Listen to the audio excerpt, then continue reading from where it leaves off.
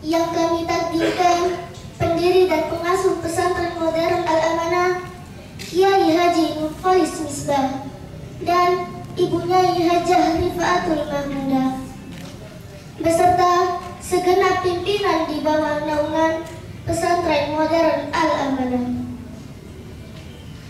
dan kepada wali santri serta teman-temanku yang soleh-solihah. Alhamdulillahirabbil alamin. Puji syukur kita panjatkan kepada Allah Rabbul Izzati yang telah memberikan kita segala nikmat, terutama nikmat iman dan Islam. Penerang jalan menuju keabadian ialah ruh yang penuh dengan keberkahan. Rasulullah Muhammad SAW yang telah membimbing kita menuju jalan kebenaran. Alhamdulillahirabbil alamin. Segala puji hanya milik Allah, Tuhan semesta alam, yang telah menganugerahkan nikmat hidup, iman, dan kesempatan berharga untuk kita dapat berkumpul pada hari yang penuh keberkahan ini. Subhanallah, betapa indah takdirnya yang menyatukan hidup hati-hati kita dalam kebersamaan ini. Semoga setiap langkah kita senantiasa dalam lindungannya, dan setiap amal ibadah kita diterima sebagai amal yang penuh berkah. Ia bagaikan bulan purnama yang menerangi jalan kebenaran. Dalam jejaknya kita temukan cinta yang tak pernah pudar, membawa damai bagi yang gelisah dan harapan bagi yang putus asa. Ialah Rasulullah Muhammad SAW. Semoga kelak kita mendapatkan syafaat beliau. Amin. Saya Zahra Aulia dan saya Almira Belva Syafira akan membacakan susunan acara.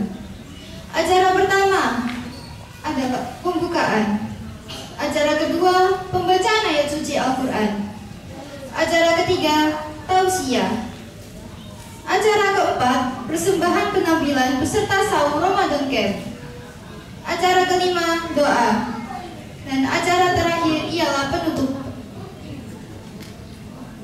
Sebelum kita mulai melanjutkan acara, marilah bersama-sama membaca suratul Fatihah dengan harapan semoga acara penutupan sahur Ramadan Camp berjalan dengan hikmat.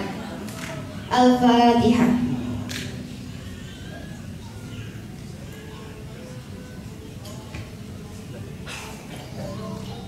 Acara selanjutnya, pembacaan ayat suci Al-Quran oleh Ananda Ataya Ali dan Sari Tilawah Ahmad Zainul Fuad.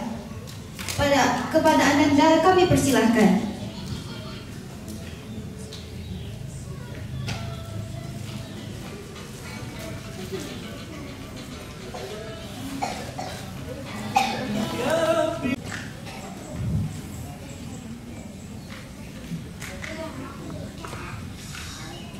Assalamualaikum warahmatullahi wabarakatuh.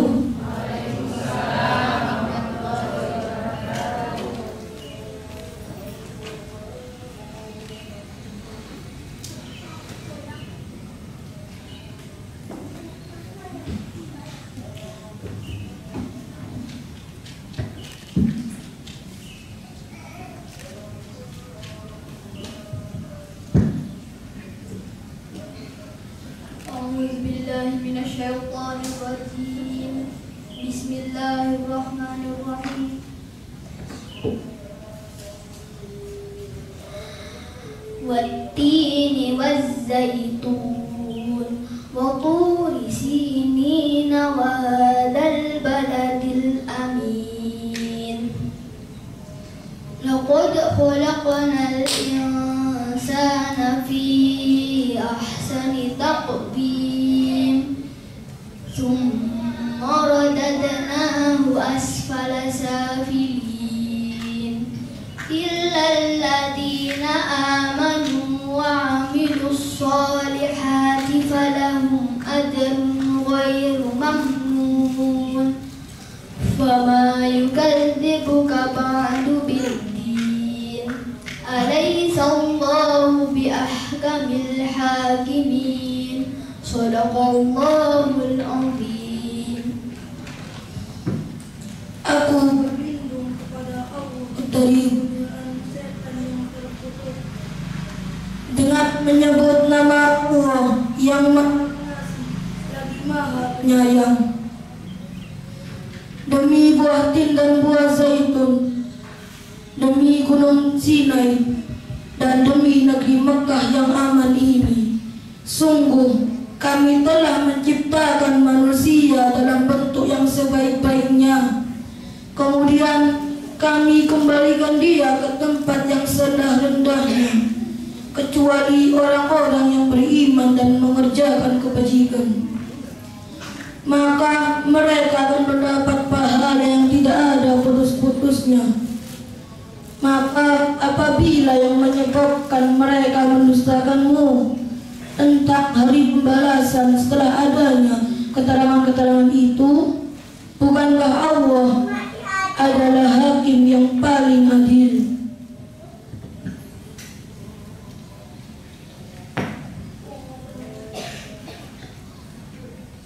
Shadaqallahul Adzim.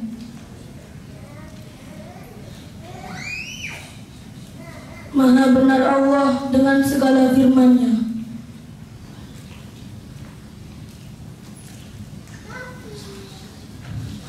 Wassalamualaikum warahmatullahi wabarakatuh. Waalaikumsalam warahmatullahi wabarakatuh.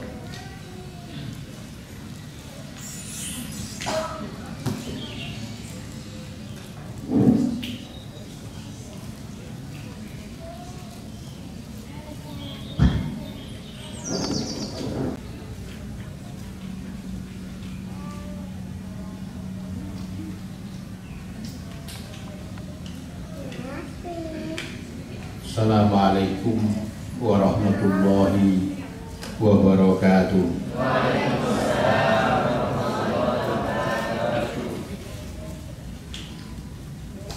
Bismillah, alhamdulillah, wassalatu wassalamu ala rasulillah, amma ba'da.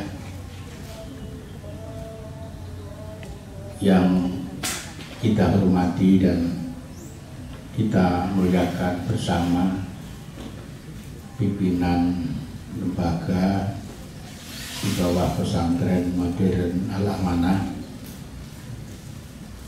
Madrasah Aliyah Bilingual, pimpinan SMP Bilingual Terpadu 1 dan 2,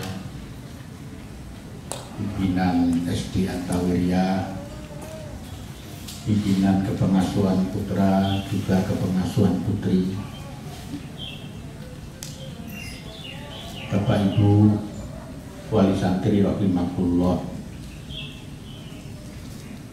Pertama, mari kita belajar untuk bersyukur kehadirat Allah Subhanahu wa Ta'ala.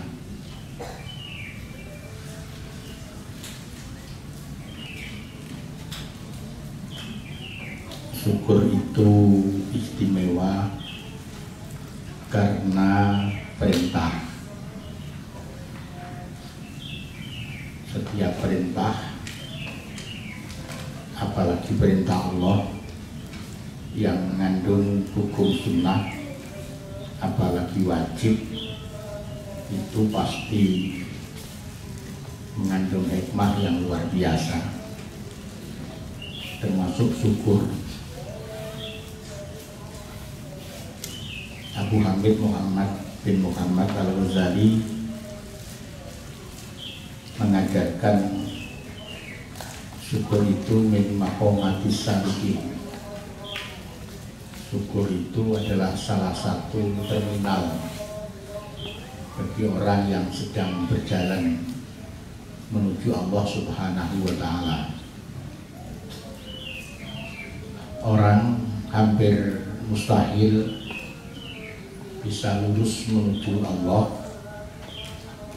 menuju kedekatan dengan Allah tanpa melewati terminal atau stasiun rohani yang namanya syukur.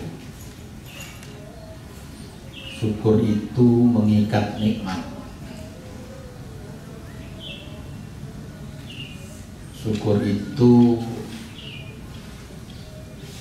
akan membuat Allah Subhanahu wa ta'ala melipat-lipatkan anugerahnya. Tapi Allah juga memberikan informasi, ternyata hanya sedikit di antara hamba, di antara manusia itu yang pandai bersyukur. Ini harus kita garis bawahi. Moga-moga pertemuan di sore kali ini menjadi momentum bagi kita untuk terus belajar bersyukur. Amin Allahumma amin. Yang kedua, salawat salam kita aturkan kepada junjungan kita Gusti Nabi Muhammad Sallallahu Alaihi Wasallam, keluarganya, sahabat-sahabatnya, orang-orang yang mencintai dan menjunjung sunnahnya. Bapak Ibu rahimakumullah, sebelum saya matur, yang pertama saya sampaikan selamat datang di pesantren Al-Amanah, tepatnya di Gedung Giri Kedaton. Tempat ini mulai dari depan disebut Pendopo Wali Songo, dan yang kita tempati ini Giri Kedaton. Nama-nama yang ada di pesantren ini, nama-nama gedung, memang saya berikan nama-nama tertentu karena pendidikan di pesantren ini tidak hanya mengandalkan interaksi guru dan murid di dalam kelas. Situasi di luar kelas juga kita desain supaya pohonnya, desain gedungnya, dan segala yang ada di lingkungan pesantren itu bisa menjadi guru-guru tersembunyi, hidden kurikulum tersembunyi yang barangkali anak di kelas itu gak nyantol pelajarannya, gak ngereken gurune, besok itu ingat di pesantren dulu ada gedung Wali Songo, di pesantren dulu ada gedung Beijing, ada gedung Madani, ada gedung Siti Zahra, ada gedung Al-Hikmah. Besok kalau sudah besar mesti guyon dengan temannya itu, kamu dulu di kamar mana, di gedung mana. Itu akan menjadi pengikat antara santri dan pesantren. Oleh karena itu nama-nama ini memang sengaja dibuat untuk memberikan pendidikan yang lain. Bapak Ibu yang sangat saya muliakan, di sana adalah ada gedung Siti Zahra. Siti Zahra itu nama bunda saya. Saya abadikan di dalam satu gedung dan sering kepada saya sampaikan kepada para santri, ibu saya ini bukan orang pintar, juga bukan orang yang kaya, tapi punya cita-cita. Dan cita-cita itu diperjuangkan dengan seluruh daya yang dia miliki. Tetap saja nggak bisa sugih, tetap saja susah. Walaupun sudah direwang dodol koran, dodol sandal, dodol majalah bekas, dodol iwak pitik, dodol daging kambing, tetap gak bisa sugih. Tapi cita-cita yang ada di dalam dirinya itu memberikan kekuatan bagi putranya untuk terus berjalan. Karena sukses itu bukan karena ada duit, bukan juga karena pinter. Sukses itu dari Allah. Oleh karena itu kemiskinan dan kekurangan jangan menjadi hijab antara kita dan Allah. Bagi kita mungkin mustahil, tapi bagi Allah tidak ada yang mustahil. Pesantren ini adalah bukti bagaimana pesantren ini dibangun dari sebuah rumah yang kita kontrak dalam keadaan sekadar makan 3 kali tanpa ngutang ora iso. Ini saya sampaikan kepada para santri agar menjadi bacaan ketika dia ada di gedung Siti Zahra. Ketika anak di sana mesti ingat gedung Siti Zahra yang kemudian ceritanya seperti itu. Demikian juga ada gedung Al-Hikmah. Al-Hikmah itu nama pesantren di mana saya tinggal.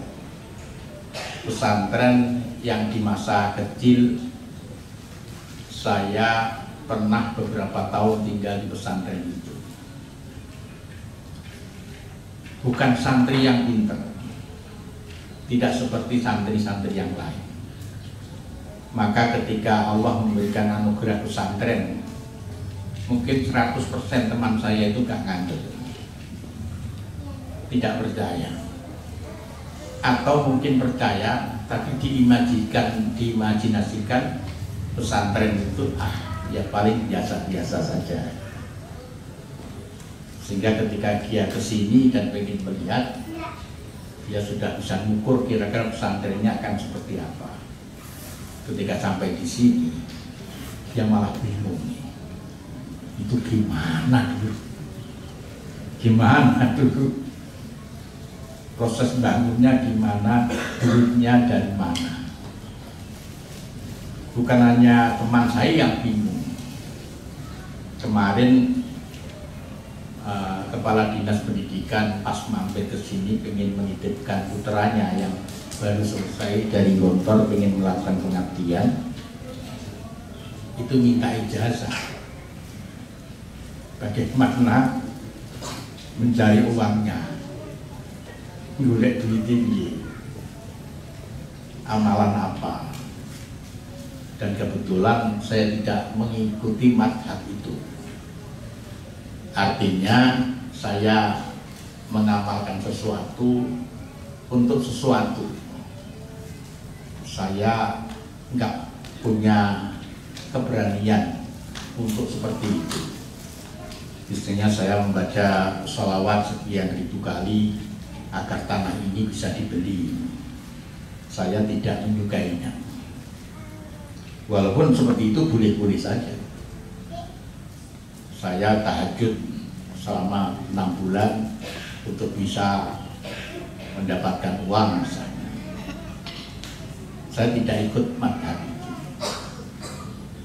karena di situ ada kepentingan pribadi dalam melakukan kebaikan. Ada nafsu yang tersembunyi.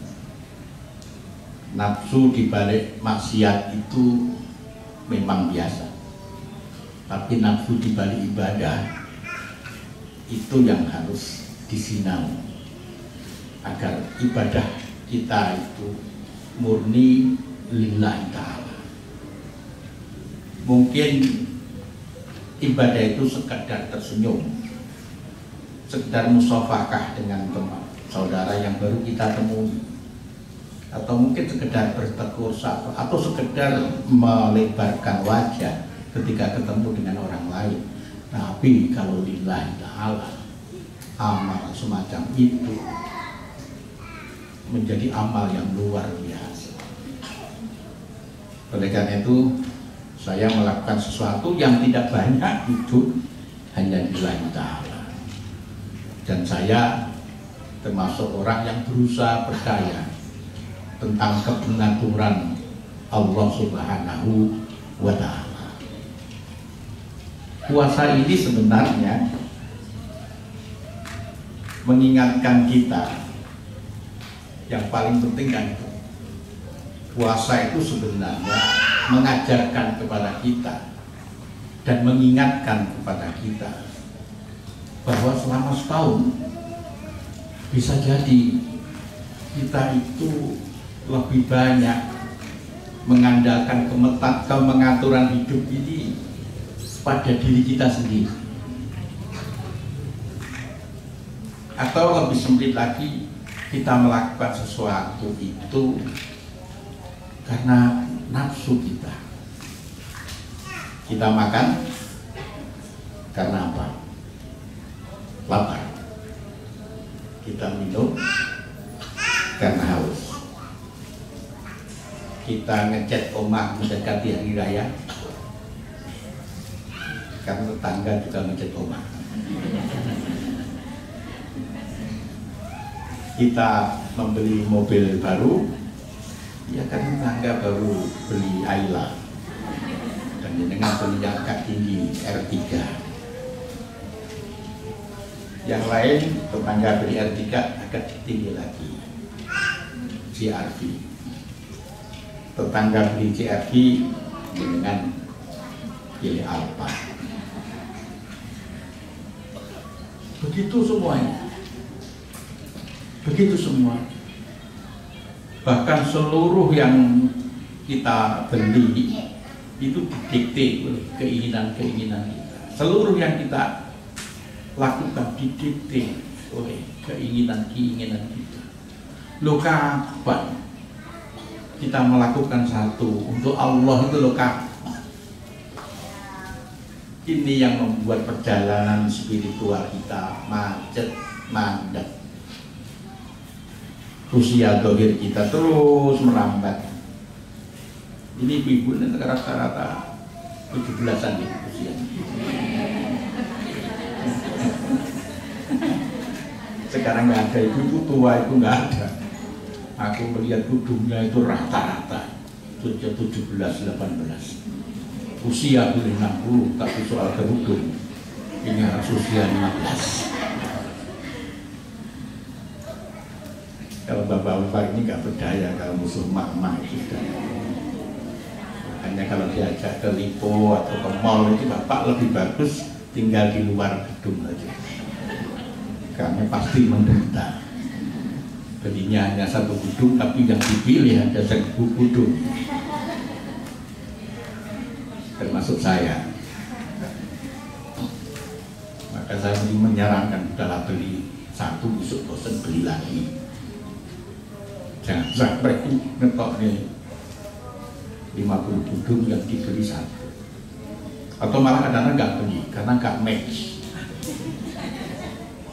Dari gedung yang sama dengan bawahan padanya itu, masya Allah capek teman-teman, dan kita nggak bisa protes. Tapi bapak-bapak ini sama dengan saya kelihatannya, kayaknya bapak-bapak kelihatan kurus-kurus ini.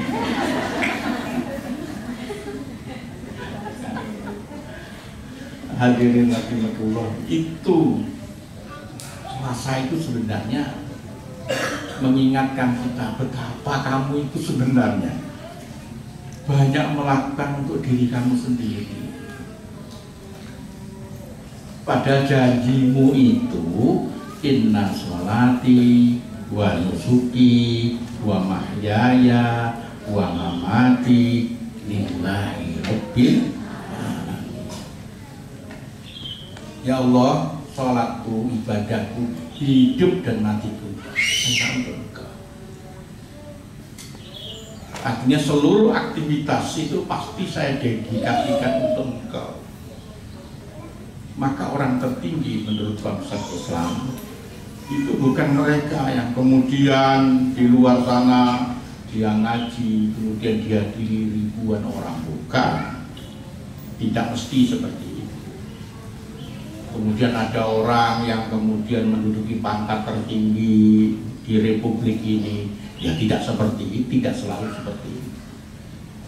Karena berpangkat tertinggi adalah ketika seseorang sudah menyempurnakan dirinya sebagai seorang hamba, seorang abdun, yang disapa dengan abdi, hamba. Itu pangkat tertinggi. Orang kalau sudah sampai pada pangkat tertinggi, orang yang seperti inilah yang kemudian mendapatkan anugerah Allah Subhanahu asra bi abdihi.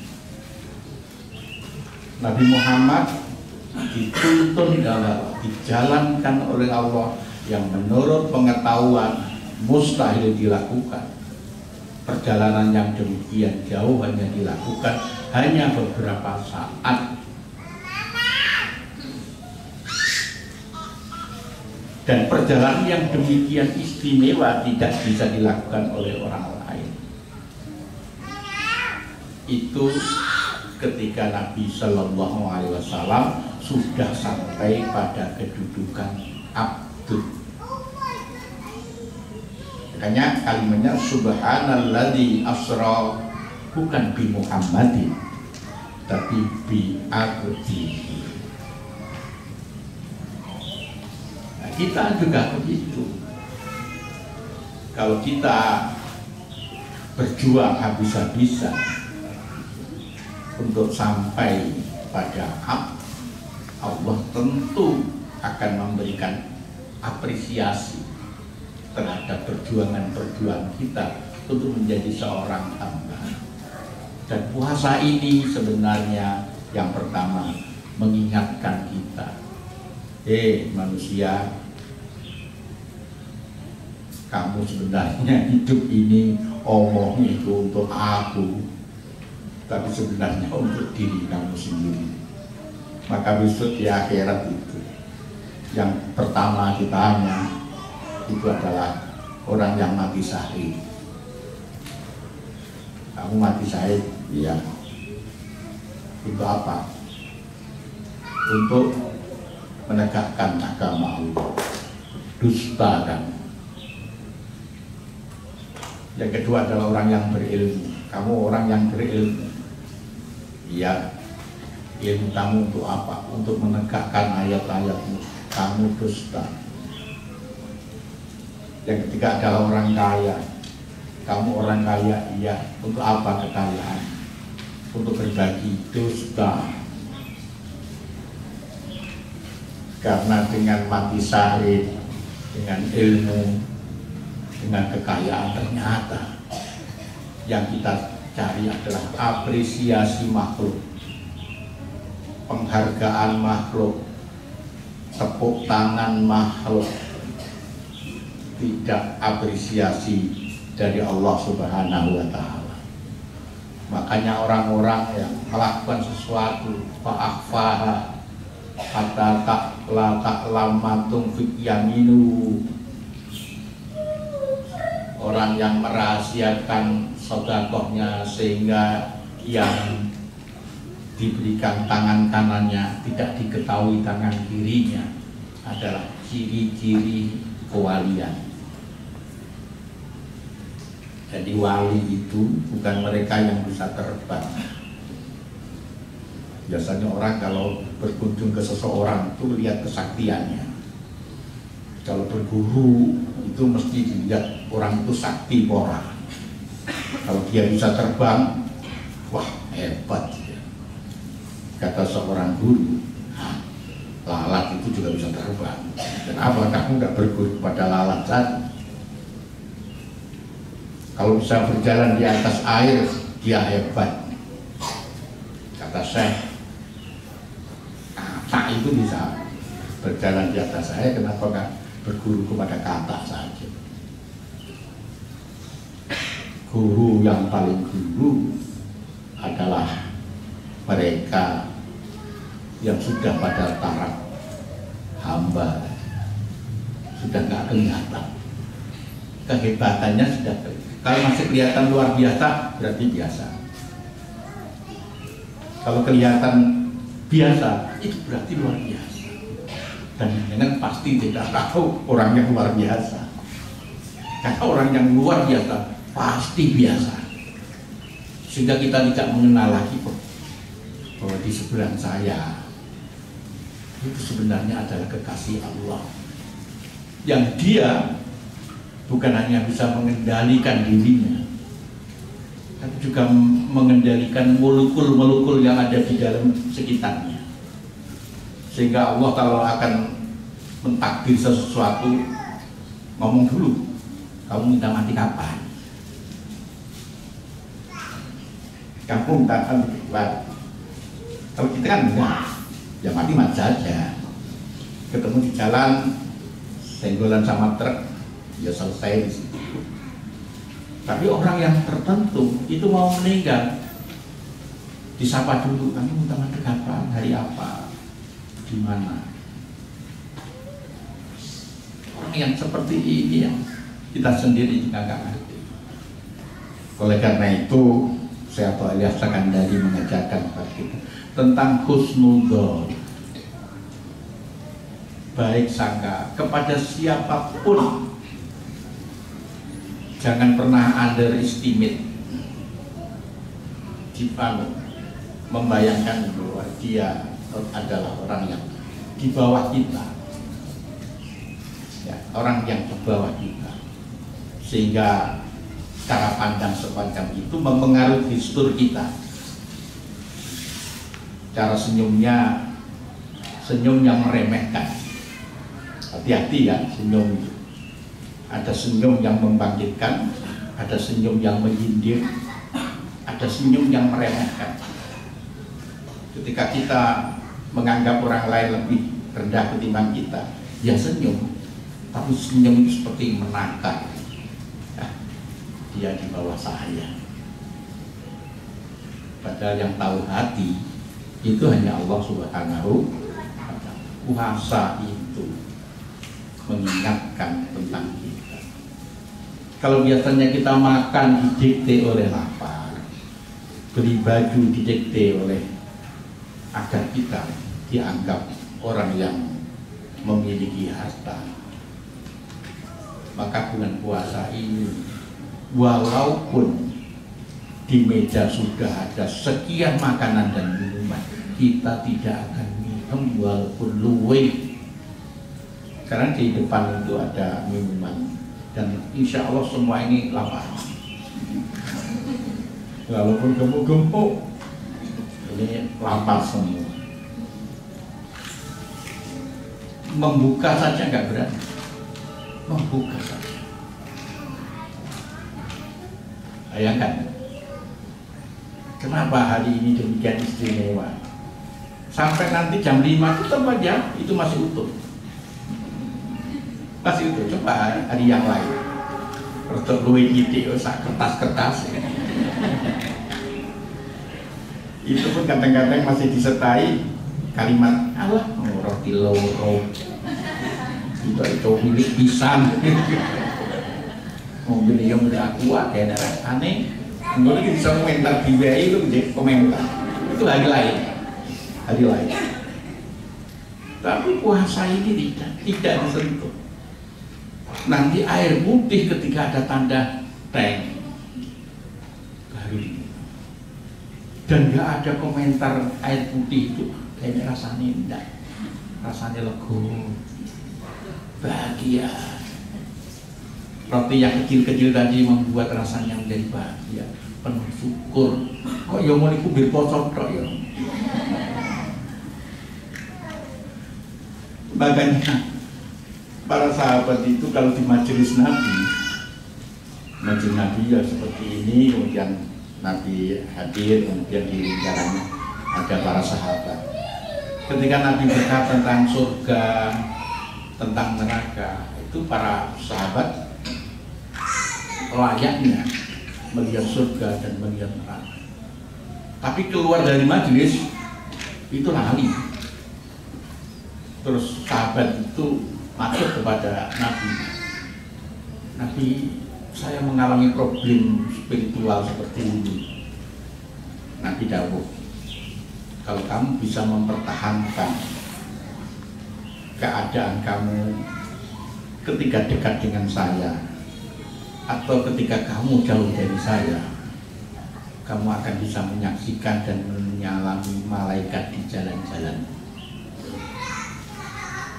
Itu mungkin bisa diambil mafhum mukhalafahnya.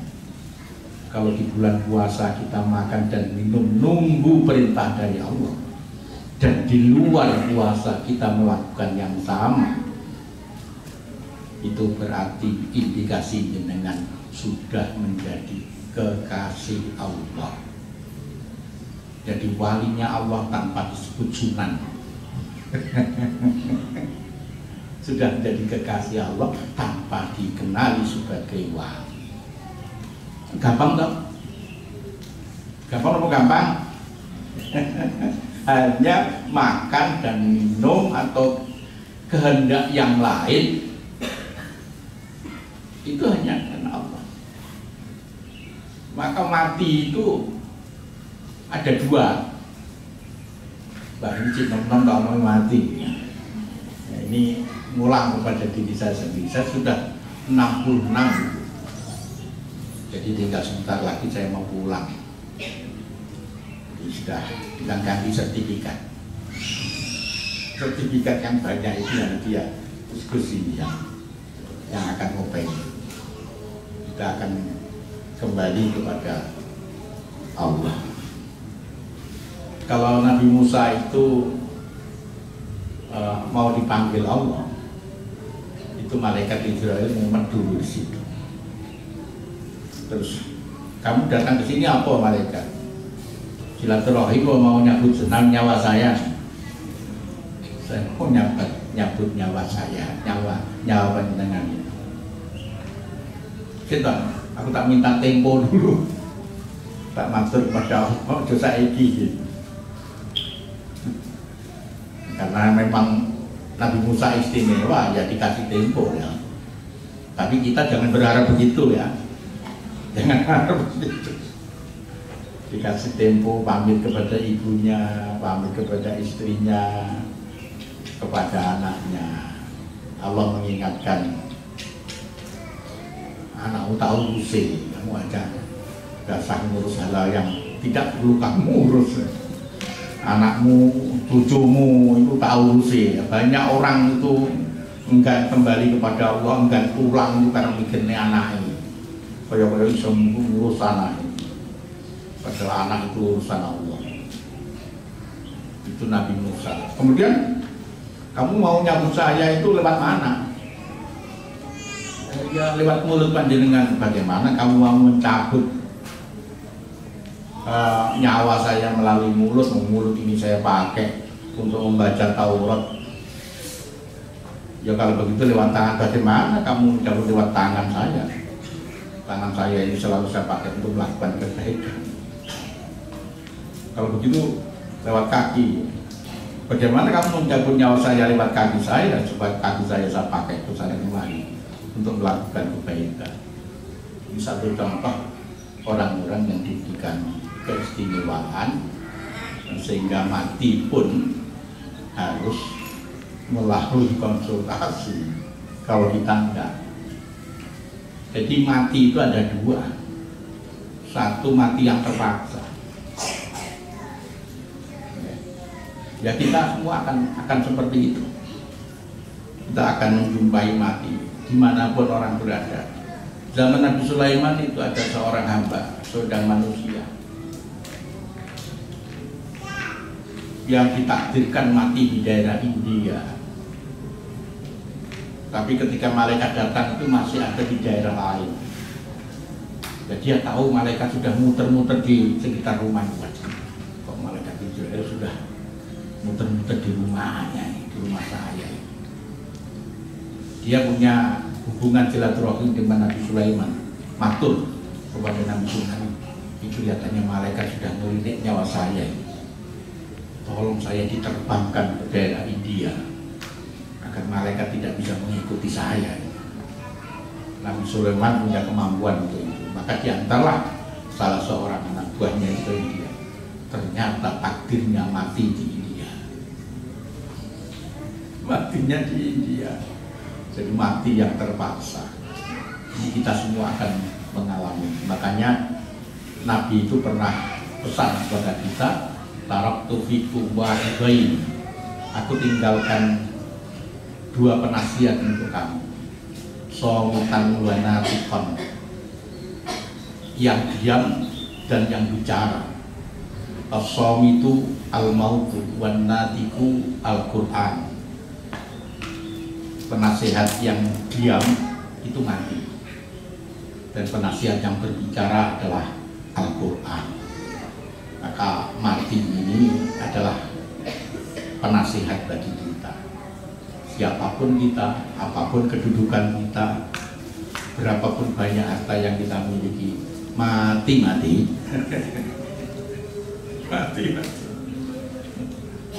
Ini kita akan. Dan Nabi ditanya oleh malaikat kesannya tentang mati. Gimana rasanya mati? Padahal engkau adalah hamba yang dikasih Tuhan. Seperti kambing dikuliti hidup-hidup. Kambing diambil kulitnya dalam keadaan hidup. Itu kan pendek dunia nazar itu. Kan waktunya pendek. Oh, nah, orang sakit itu, kalau sakit itu waktu udah dipanjang. Jenengan nggak punya uang, itu 24 jam bisa udah 2 tahun. Gak ada duit, terus ditagih wong, ya kredit sana, apa, utang sini, macam-macam. Itu 24 jam, itu seperti 2 tahun. Saya pernah sakit itu jam 12 malam. Jam 12 malam sampai besok pagi ada dokter 6 jam, hanya 6 jam. Itu detik itu saya hitung. Sampai banget. Jadi itu sakit. Jadi orang nazar itu jangan diremehkan. Kita sebentar kekal mati. Itu sakitnya seperti kambing yang dikuliti hidup-hidup. Dan itu masih ada proses panjang. Alam barzah itu sing jenenge tanah. Itu juga begitu. Kalau orangnya baik, tanah itu koyo-koyo menyambut ahlan wa sahlan bi hudurikum. Dan tanah itu melebar seluas pandangan mata, dan kebaikan-kebaikan yang kita lakukan menjadi kebaikan-kebaikan di alam barzakh. Sebaliknya kalau kita buruk, maka tanah kuburan itu menyempit, bahkan kemudian menjepit kita sehingga antar tulang iga kita saling bersilangan, dan itu lama. Dan itu akan kita hadapi. Gimana? Ada keberanian itu kita akan menghadapi. Jadi mati itu bukan hanya untuk orang lain. Yang kedua, ada teori mati sebelum mati. Puasa ini sebenarnya mengajarkan kita agar mati sebelum mati. Mematikan keinginan,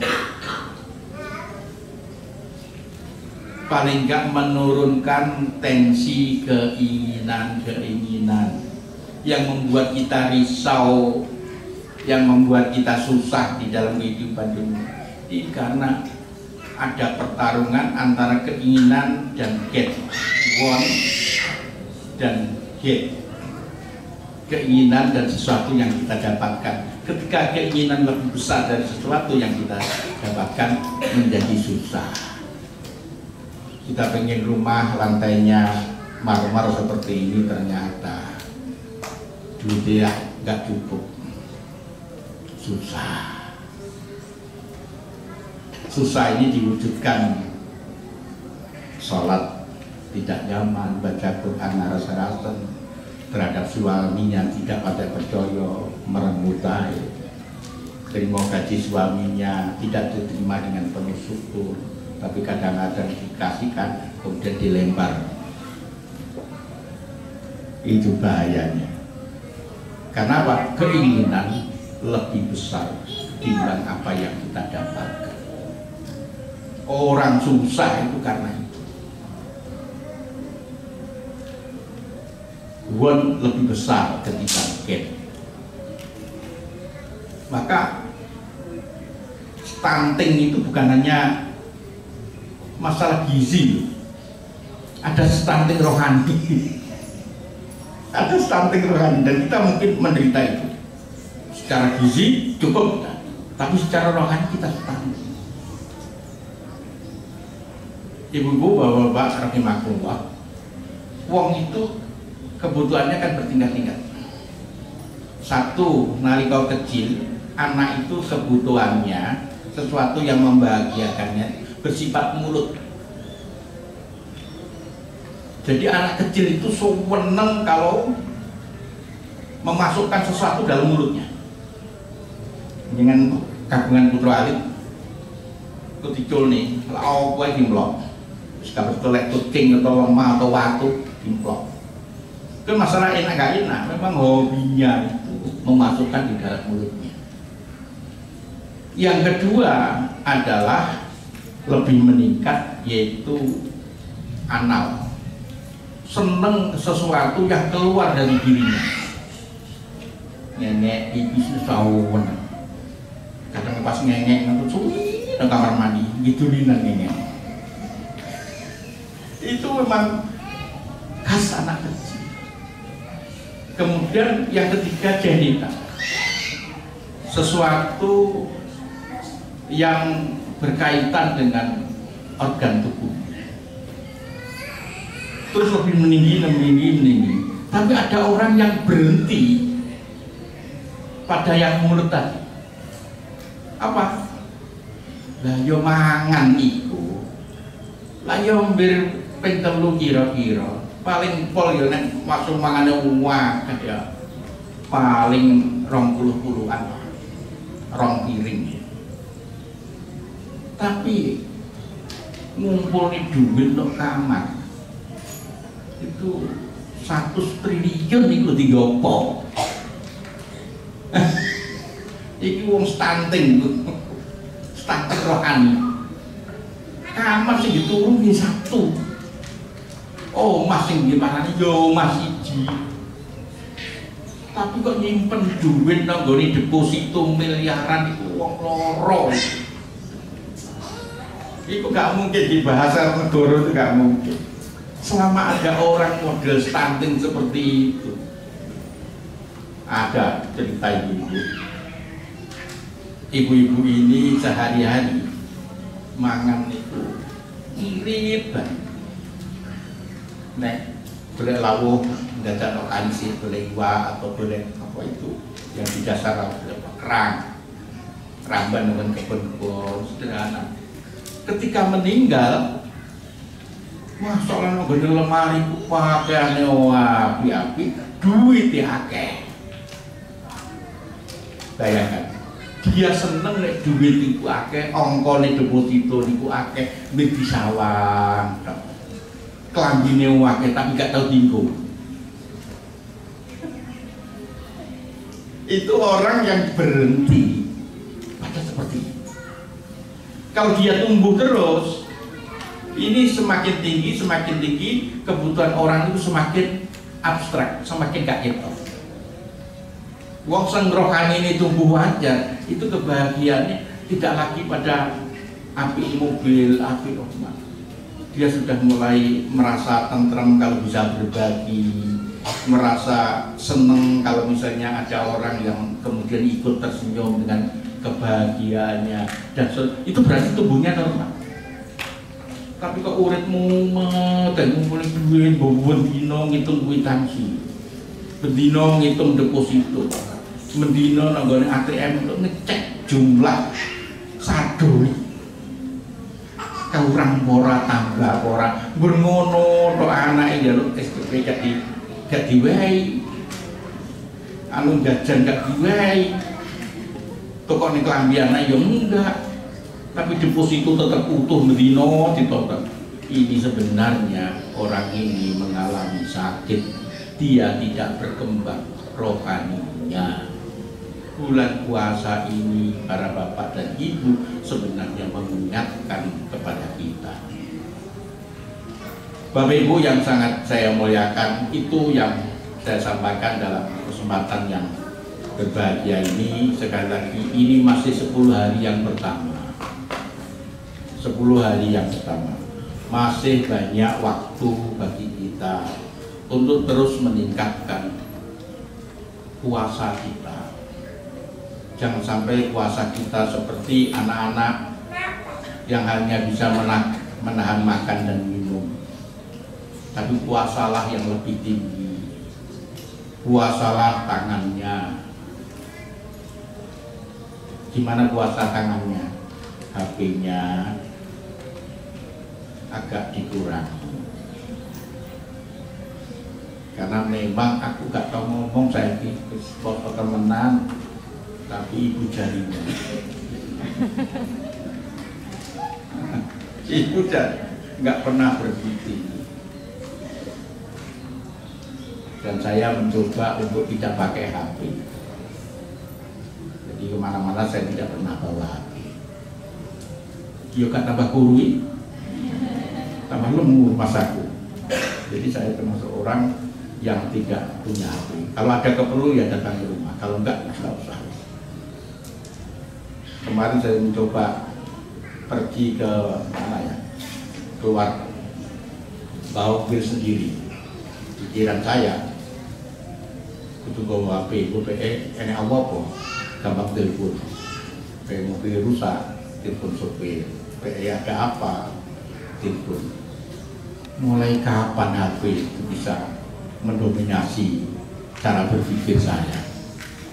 Dulu belum ada HP, lu mau prangpung gak jadi masalah.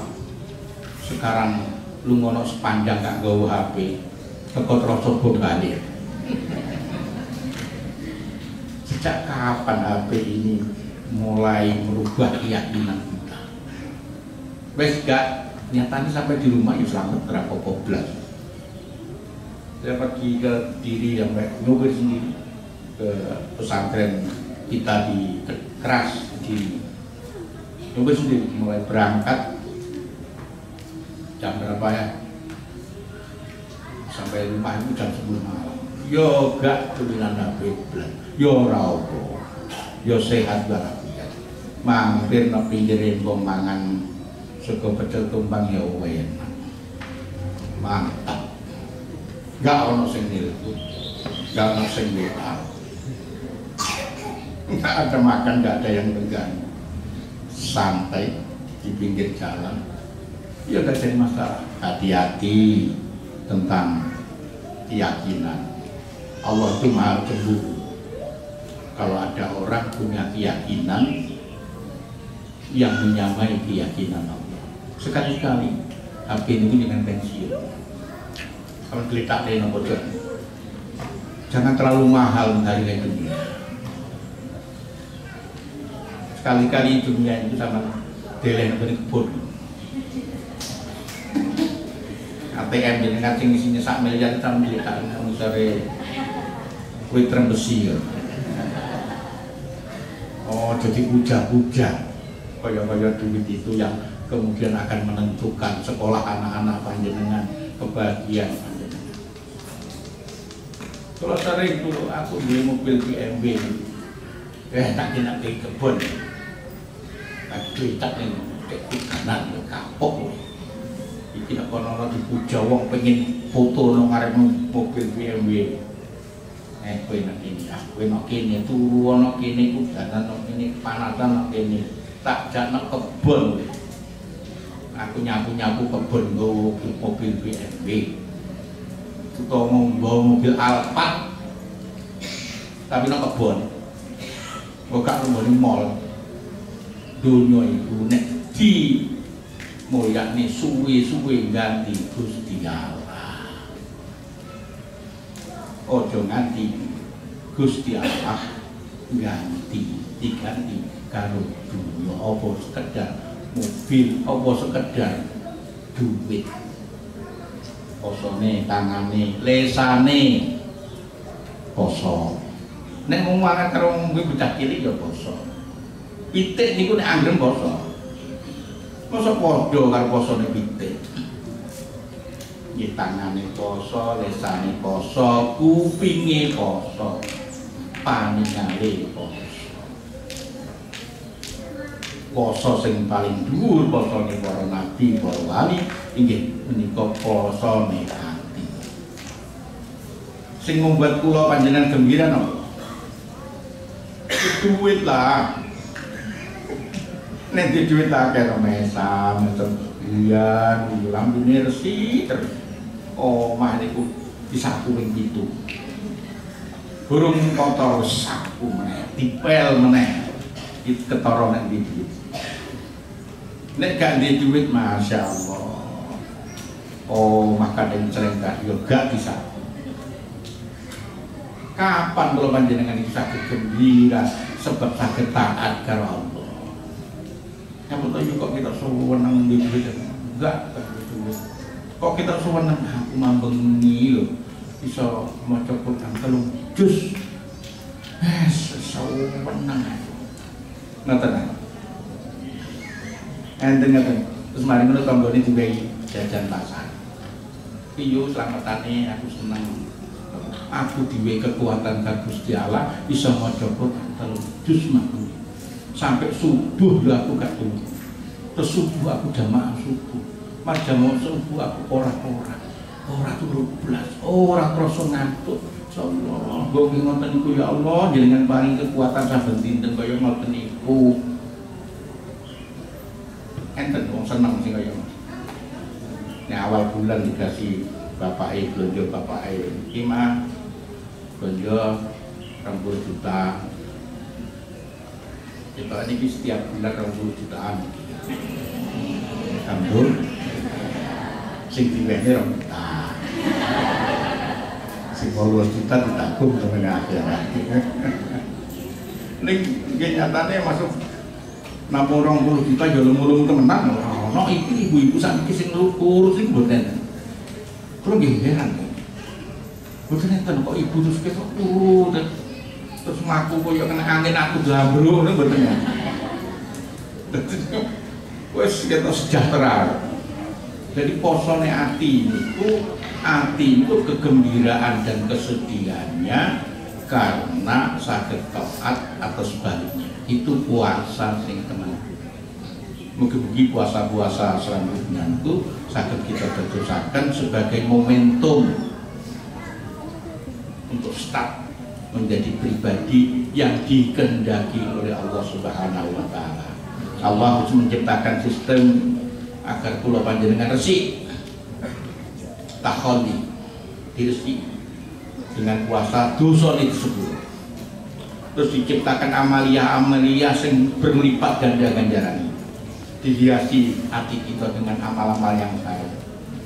Hari raya, hari proklamasi bukan adu api jajan utawa macem jajan utawa api omah utawa api mebelen atau mobilnya atau sepeda motornya itu, tapi proklamasi lahirnya pribadi-pribadi yang baru. Ibu yang kemarin tetap namanya kemarin, wajahnya tetap kemarin, namanya juga tetap yang kemarin, bajunya ya tetap yang kemarin, tapi hatinya adalah hati yang bertajali menjadi hati yang baru. Kita memproklamirkan Idul Fitri adalah orang yang baru.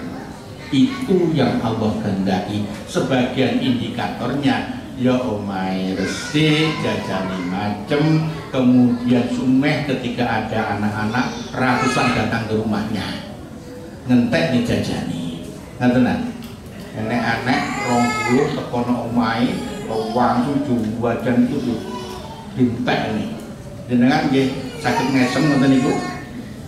Ya nek entek nawe saya hayu Pak ditani kami itu digorong dibuka diku kan tianu di maham ayo basa 20 arek niku mulih wis entek kabeh. Paling lak ngrasani anake sapa. Ngaten ingkang saged kawaturaken sepindah malih selamat datang, selamat berkenalan dengan pesantren Al-Amanah. Moga-moga Al-Amanah ini ke depan menjadi alternatif Bapak Ibu dalam mencoba memberikan pendidikan terhadap putra putrinya. Al-Amanah ini yang dua, yang satu yang di sana. Ini kampung Terumpulan. Tempat ini kita pakai untuk akselerasi program yang agak macet di sana dibawa ke sini. Semangat malih kalian itu memiliki apalan aliyah dan mereka itu bulet karena kayak pun seret memiliki sono apalan Quran dan mereka itu aduh bulet tapi jak memiliki subuh boten turu niku angel tapi nek teng mriki setiap hari ngaji teng mriki kali kula semangat ora ono sing turu blas iki kangge akselerasi program kaya tempat wisata kita sik kula gambar jeneng arek mriki ngaten mangke tak wae kaya itu Maret jadi karo waktu karo buku karo maca Quran karo diskusi ngaten. Sing nomor 2 enten putra dalem teng Wonosalam. Disone apa? Wonokerto ya. Wah, niku kaya tempat wisata. Putra dalem ingkang Bajeng. Wonokerto. Nyenani kula nggih nembe saking mriku. Sing nomor 4 teng Kediri. Pengkras, gurine Kecamatan Keras. Saking Imbong Kediri Telungaken ketinggal.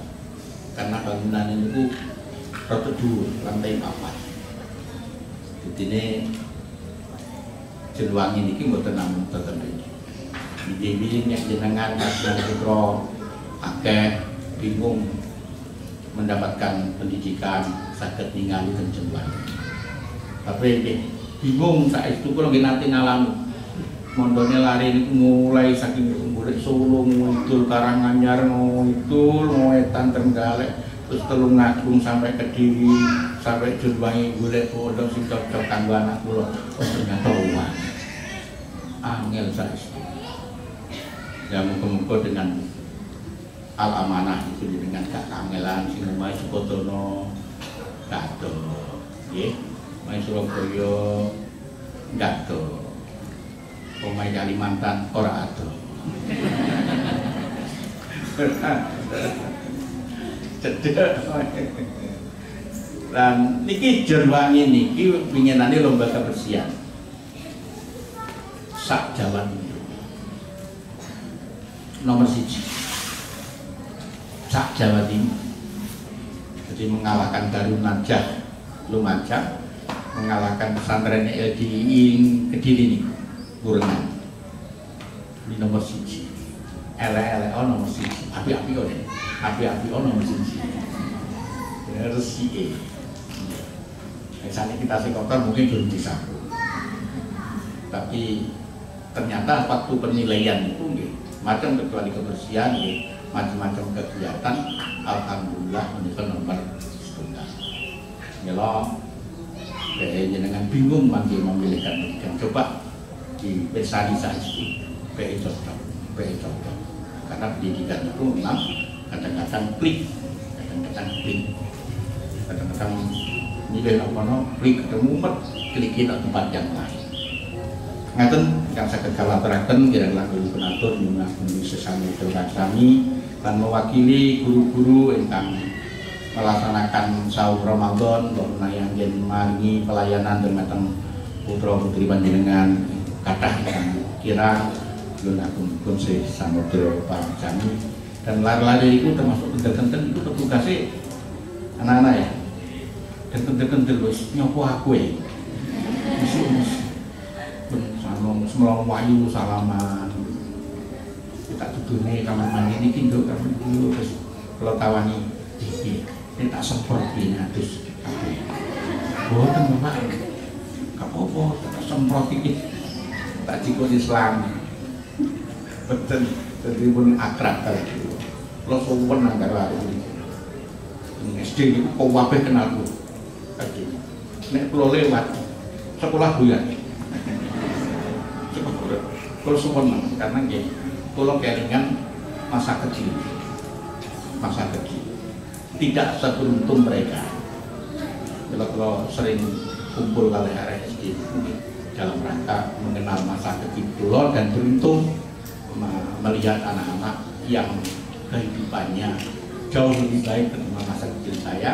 Harapan saya akan menciptakan sekolah agar anak-anak itu bisa bertumbuh jauh melebihi apa yang saya capai. Amin. Akhiran Allahumma fiqil awal tarik. Assalamualaikum warahmatullahi wabarakatuh.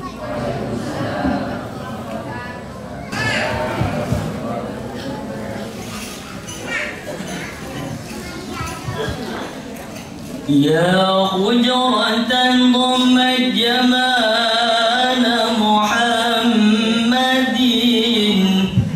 hawaiti kariman sayyidan kamilan badran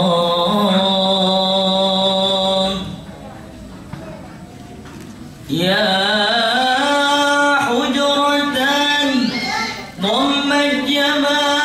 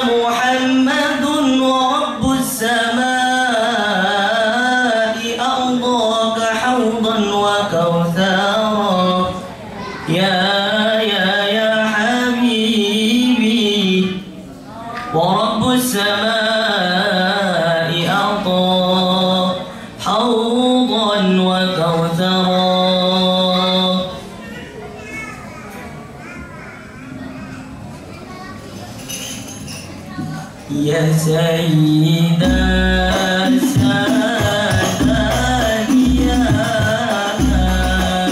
Balaghina Ya Sayyidah Sadiyah Balaghina Ya man ala Ya man ala Ya man ala Wasalil kiram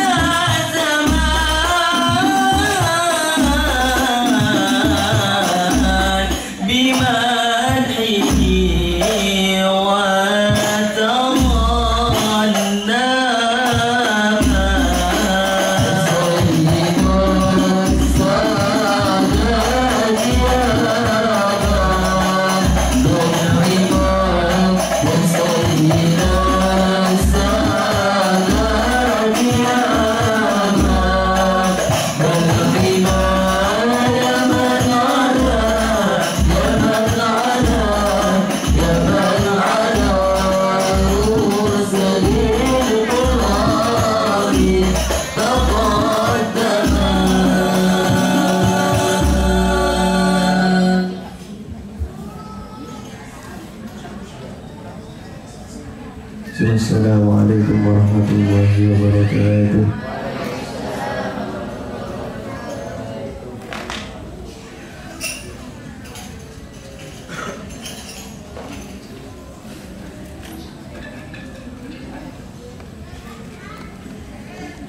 Sayyidina Muhammadin wa ala alihi wa sahbihi ajma'in.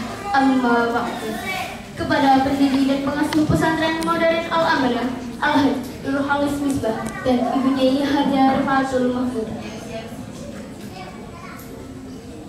dan kepada hadirin serta teman-temanku yang solih-solihah, juga segenap pimpinan di bawah pesantren modern Al-Amanah. Alhamdulillahirabbil alamin. Puji syukur kita panjatkan kepada Allah Rabbul Izzati yang telah memberikan kita segala nikmat, terutama nikmat iman dan Islam. Penerang jalan menuju keabadian ialah roh yang penuh dengan keberkahan Rasulullah Muhammad SAW yang telah membimbing kita menuju jalan kebenaran.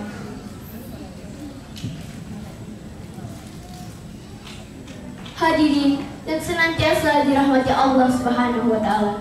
Di sore yang penuh berkah ini, kita diberikan kesempatan untuk menyambut bulan yang sangat mulia, yaitu bulan Ramadan, bulan yang penuh dengan rahmat, ampunan, dan kesempatan untuk mendekatkan diri kepadanya. Hadirin yang dirahmati Allah, bulan Ramadan adalah bulan yang sangat istimewa bagi umat Islam. Di bulan ini, Allah Subhanahu wa Ta'ala menurunkan Al-Quran sebagai petunjuk hidup bagi umat manusia. Allah berfirman dalam surat Al-Baqarah ayat 185. A'udzu billahi minasyaitonir rajim. Bismillahirrahmanirrahim. Syahrul Ramadan alladzi unzila fihi al-Qur'an hudan lin-nasi wa bayyinatin minal huda wal furqan. Faman syahida minkum asy-syahra falyasum. Wa man kana maridan aw 'ala safarin fa iddatun min ayyamin ukhra. Yuridullahu bikumul yusra wa la yuridu bikumul usra walitukmilul iddata walitukabbirullaha 'ala ma hadakum wa la'allakum tashkurun, yang artinya bulan Ramadan adalah bulan yang di dalamnya diturunkan Al-Quran sebagai petunjuk bagi manusia. dan penjelasan-penjelasan mengenai petunjuk itu serta pembedaan antara yang hak dan yang batin. Karena itu, barang siapa di antara kamu hadir di negeri tempat tinggalnya pada bulan itu, maka hendaklah ia berpuasa pada bulan itu. Ayat ini menunjukkan betapa mulianya bulan Ramadan, karena di dalamnya Allah menurunkan wahyunya sebagai petunjuk hidup. Oleh karena itu, Ramadan bukan hanya bulan untuk menahan lapar dan dahaga, tetapi juga bulan untuk memperbanyak ibadah, memperdalam ilmu agama, dan meningkatkan ketakwaan kepada Allah Subhanahu wa Ta'ala. Hadirin yang dirahmati Allah, salah satu ibadah utama yang kita jalankan di bulan Ramadan adalah puasa. Puasa di bulan Ramadan memiliki banyak sekali keutamaan. Rasulullah Shallallahu Alaihi Wasallam bersabda, "Barang siapa yang berpuasa di bulan Ramadan dengan penuh iman dan mengharap pahala, maka akan diampuni dosa-dosanya yang telah lalu." Hadis ini mengingatkan kita bahwa puasa bukan hanya tentang menahan diri dari makanan dan minuman, tetapi juga menahan diri dari perbuatan dosa, kata-kata yang tidak baik, dan segala hal yang dapat mengurangi pahala puasa. Puasa yang dilakukan dengan penuh iman dan harapan akan mendapatkan pahala. Lebih dari itu, Allah Subhanahu wa Ta'ala akan menghapus dosa-dosa kita yang telah lalu. Puasa adalah amal ibadah yang khusus untuk Allah Subhanahu wa Ta'ala. Allah Subhanahu wa Ta'ala berfirman dalam surah Al-Baqarah ayat 183, "Wahai orang-orang yang beriman, diwajibkan atas kamu berpuasa sebagaimana diwajibkan atas orang-orang sebelum kamu agar kamu bertakwa." Allah menyebutkan bahwa puasa adalah ibadah yang langsung diberikan kepadanya. Oleh karena itu, puasa menjadi sarana yang sangat besar untuk mendapatkan keridhaan Allah. Puasa sebagai penebus dosa. Dalam hadis yang diriwayatkan oleh Abu Hurairah radhiyallahu anhu, Rasulullah Shallallahu Alaihi Wasallam bersabda, "Puasa adalah perisai yang akan melindungi seorang hamba dari api neraka." Puasa yang dijalankan dengan niat yang ikhlas akan menjadi perisai bagi kita dari siksa neraka, serta dapat menghapus dosa-dosa kita. Puasa yang dijalankan dengan niat yang ikhlas akan mendapatkan kebahagiaan yang luar biasa. Allah Subhanahu wa Ta'ala berfirman dalam sebuah hadis qudsi yang diriwayatkan oleh Abu Hurairah radhiyallahu anhu, "Setiap amal anak Adam adalah untuknya kecuali puasa. Puasa itu adalah untukku dan aku yang akan membalasnya." Ini menunjukkan bahwa puasa adalah ibadah yang sangat istimewa di sisi Allah. Selain sebagai ibadah yang mendekatkan diri kepadanya, puasa juga membawa kebahagiaan dan kedamaian bagi yang menjalankannya. Hadirin yang dirahmati Allah, bulan Ramadan adalah kesempatan yang sangat berharga bagi kita untuk memperbaiki diri, sebagaimana yang disebutkan dalam surah Al-Baqarah ayat 185. Puasa di bulan Ramadan dapat menjadi sarana untuk memperkuat ketakwaan kita kepada Allah Subhanahu wa Ta'ala. Mari kita manfaatkan bulan suci ini dengan sebaik-baiknya, meningkatkan kualitas ibadah kita dan memperbanyak amal kebaikan. Ramadan bukan hanya tentang menahan lapar dan dahaga, tetapi juga tentang menahan nafsu, memperbaiki akhlak, dan menguatkan hubungan kita dengan Allah dan sesama.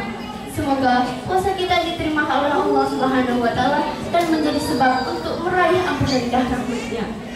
Akhir kata, marilah kita menyambut bulan Ramadan ini dengan hati yang bersih dan niat yang tulus. Semoga kita diberikan kekuatan untuk menjalani puasa dengan penuh kesabaran, keikhlasan, dan ketakwaan. Semoga setiap amal ibadah kita di bulan yang mulia ini diterima oleh Allah Subhanahu wa Ta'ala dan menjadi jalan untuk mencapai kebahagiaan di dunia dan di akhirat.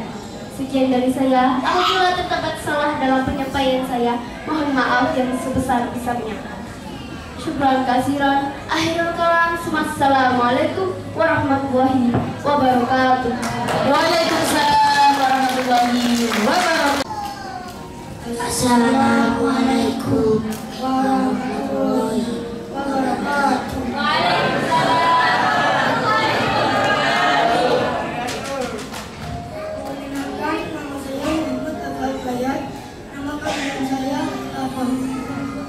Perkenalkan, nama saya Junanto. Nama panggilan saya Arjuna.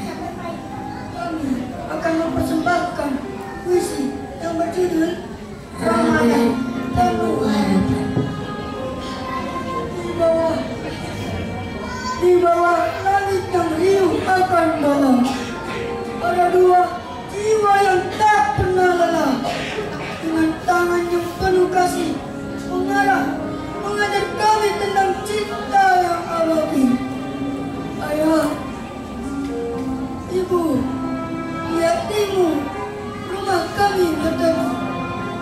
Kau ajarkan kami arti sabar dalam tiap detik yang penuh ujian. Tegasmu adalah pelita bagi kami dan tengah berjuang mencari arah, dan di setiap senyumanmu kami temukan kedamaian. Saat bulan suci datang menyapa, kau ajarkan kami puasa, tak hanya menandakan, tapi juga membersihkan jiwa dan amarah dan segala dosa. Ramadan, bulan yang penuh hikmah dan berkah. Setiap malam kami duduk bersama, bersyukur atas nikmat yang tiada terkira, mendekatkan diri padanya, serta memperbaiki diri dalam setiap langkah. Doa-doa mengalir, berharap ampunannya. Lalu di pesantren yang penuh kemenangan ini, kau hidupkan kami dalam rahmat Sang Ilahi, dibimbing oleh para guru yang penuh cinta, mendalami ilmu bukan hanya kata, tapi juga amalan yang akan menjadi bekal hidup. Di tanah al-amanah inilah kami belajar tentang iman yang kokoh, tak tergoyahkan malam-malam penuh zikir dan sholat, membangun kedekatan tangan yang Maha Esa.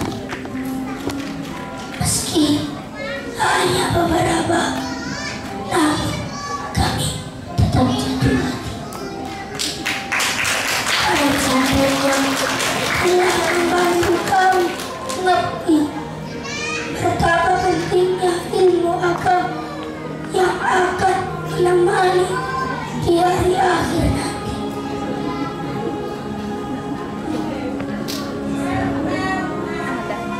Wassalamualaikum warahmatullahi wabarakatuh.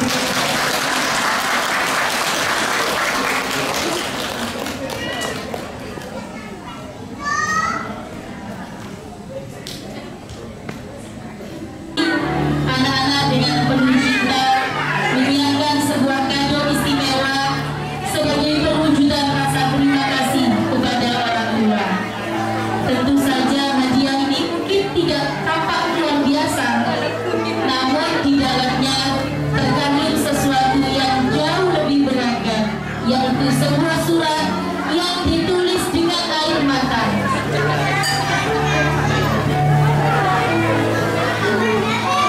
Mungkin kalau di rumah mereka tidak pandai untuk mengucapkan terima kasih, untuk mohon maaf, tapi kami menjadi saksi ayah bunda. Anak-anak menulis surat dengan berderai air mata.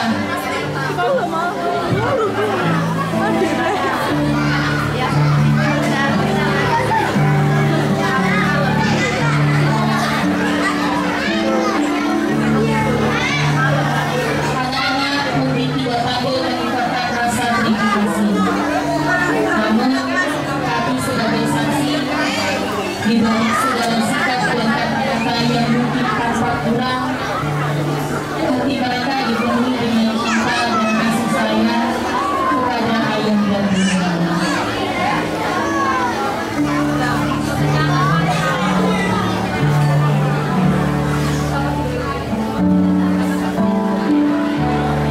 Ayah, bunda, terima kasih atas segala cinta, perhatian,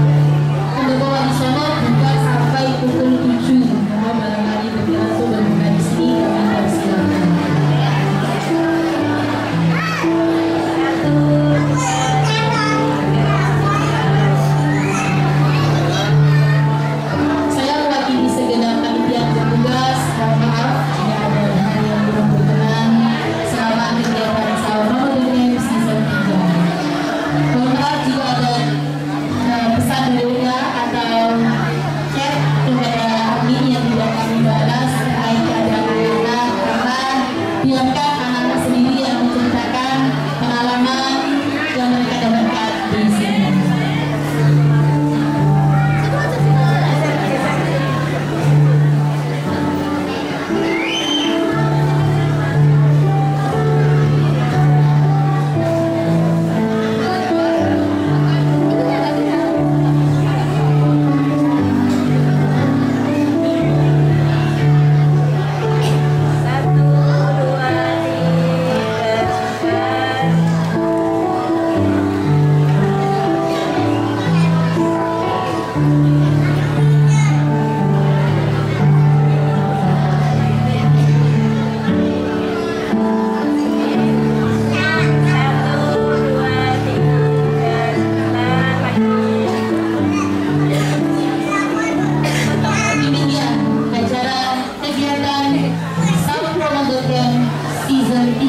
Semoga setiap hal yang dilalui anak-anak menjadi keberkahan bagi anak-anak dan juga keluarga besar.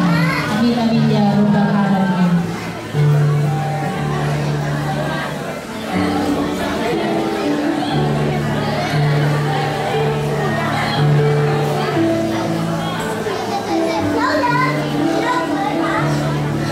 Sebagai penutup, marilah kita tutup bersama kegiatan pada sore hari ini dengan bacaan hamdalah alhamdulillahirabbil alamin.